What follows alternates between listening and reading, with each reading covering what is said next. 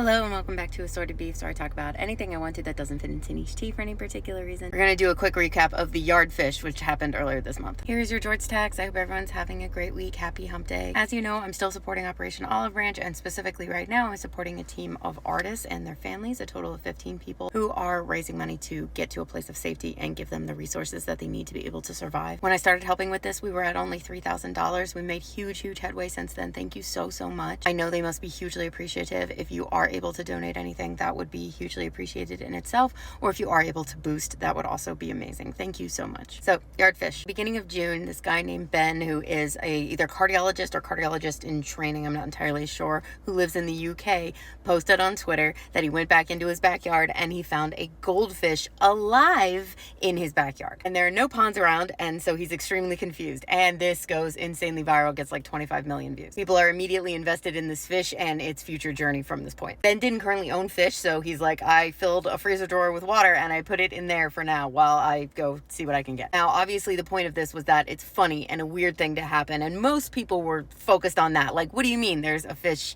alive in your backyard and there's no water nearby? So people are initially theorizing, like, where did it come from? And generally the thought is that probably a bird picked it up somewhere and dropped it in the yard. But unfortunately, as happens on Twitter, very quickly began the discourse. Ben showed an updated picture of the goldfish, which he had named Alice, in a tank that he bought very quickly, which was small, to which the comments started coming in about whether or not Ben was making the right decisions or acting fast enough to care properly for the fish. The key points of concern were threefold. One was the size of the tank. Apparently they need more space than we generally think of when we think of what a goldfish looks like in a home. Two was dechlorinating / neutralizing the water. If you use tap water, I know this only because I've had frogs and geckos and stuff, there are chemicals in our tap water that even at such minute levels can either harm or kill these animals, so you have to get stuff to mix in to dechlorinate or neutralize those chemicals. And then three had to do with the bacteria life cycle in the tank. Basically because, again, when you fill it with tap water, it's completely clean. So if you just drop a fish in there, that fish will start pooping, and fish poop a lot. And even if there's a filtration system on the tank, it's not going to change the fact that the poop is going to change the chemical makeup of the water. What would normally happen in the wild, in like a pond, there's an ecosystem that includes like bacteria and other things that will eat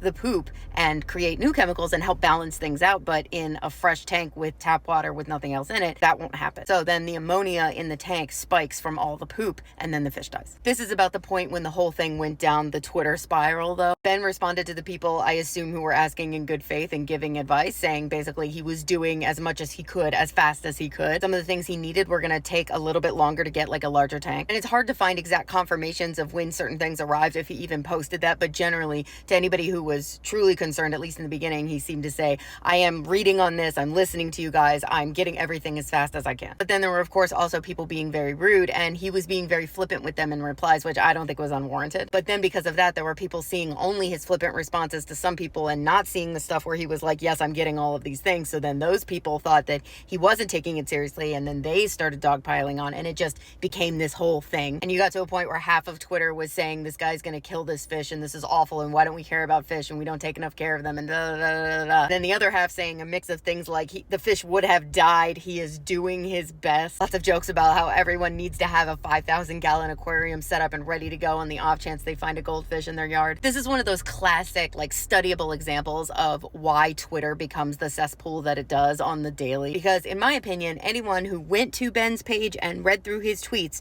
would be able to see, oh, okay, he's doing the best he can and he's listening to people. He's just not really putting up with bullshit from people being rude. But instead of doing anything as basic as just reading the whole thing, people are coming in off of one tweet and making their entire position on that and then dying on that hill. Then somebody made another tweet that went viral about how silly all of this is, and the discourse continued. The circle of life. Then over the next week or so, Ben very much got into being a fish owner. The stuff he ordered started to come in. He bought more fish, I guess, to keep Alice company. But then on the 8th, Ben did announce that unfortunately Alice had passed away. Ben kept it pretty vague, but said it was related to injuries she sustained before he picked her up off the lawn. For the most part, at this point, people just gave him condolences. People were very taken in by Alice's journey. He did get a little bit of grief on the announcement from people who believed that the fish died because of him. But for the most part, people were sad and expressed condolences. This was a journey a lot of people took along with Ben. I've seen a lot of really sad and cute art relating to Alice, whether it's her in heaven with someone, you know, living her best life, or just fan art of her, which does make me want to cry a little bit. It's really really cute. Ben is continuing his fish owning journey. He obviously had bought fish to be friends with Alice, but now he still has those fish, and he does continue to post about them. He also posted that he added a memorial plaque to Alice on the new bigger tank that all the other fish are living in. So her memory will live on. R.I.P. to Alice. You were here for a short time, but you were loved very dearly.